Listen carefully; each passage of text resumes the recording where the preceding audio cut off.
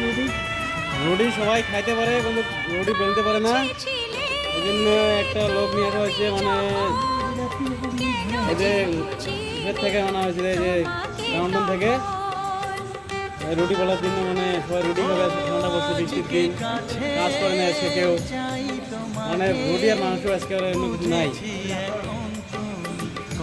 এই দেখেন কীভাবে